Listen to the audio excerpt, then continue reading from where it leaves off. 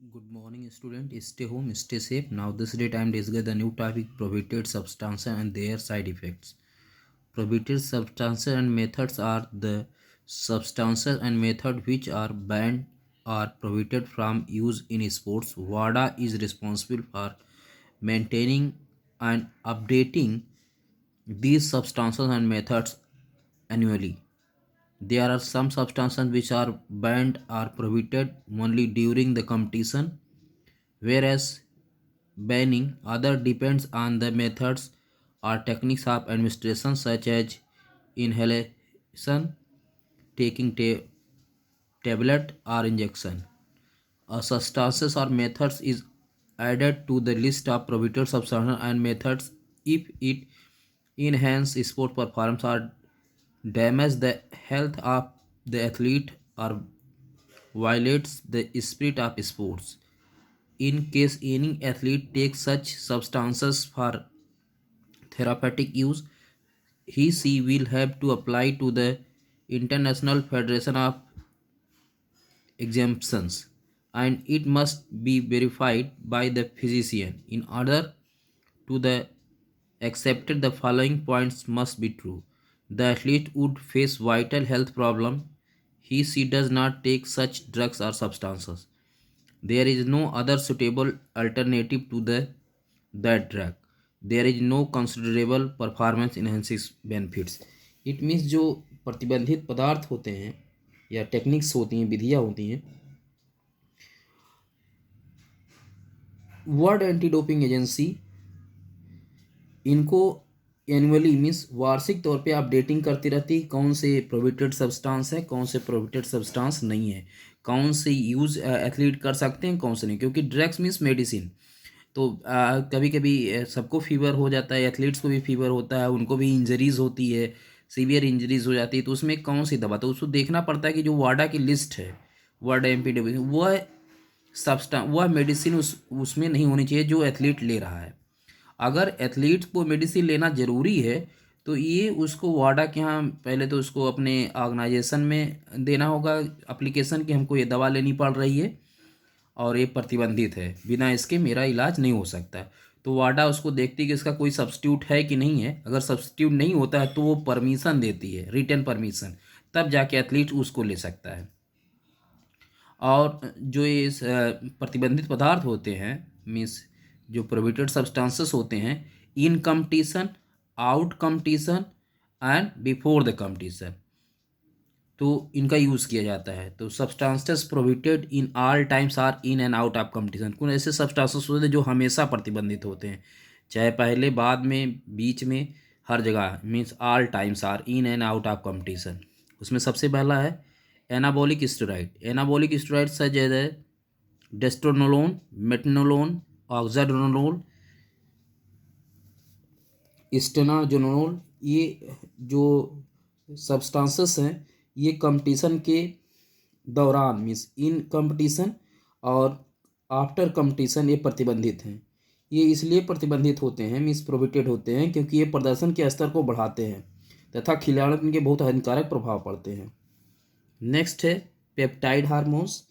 ये जो peptide hormones होते हैं जैसे कि erythropoietin, human growth hormones, insulin, EHCG, adrenocorticotropic hormones, ACTH, ये भी क्या है, प्रोहिबिटेड हार्मोन्स होते हैं क्योंकि ये मांसपेशियों की वृद्धि व शक्ति मीन्स मसल्स में growth and strength and RBC means red blood cells लाल रक्त कणिकाओं के उत्पादन को बढ़ाते हैं जो कि ब्लड की ऑक्सीजन को ले जाने की कैपेबिलिटी मीन्स योग्यता को बढ़ाते हैं। ये प्रतियोगिता के दौरान means in competition and out of competition में प्रतियोगिता के बाद भी प्रतिबंधित होते हैं।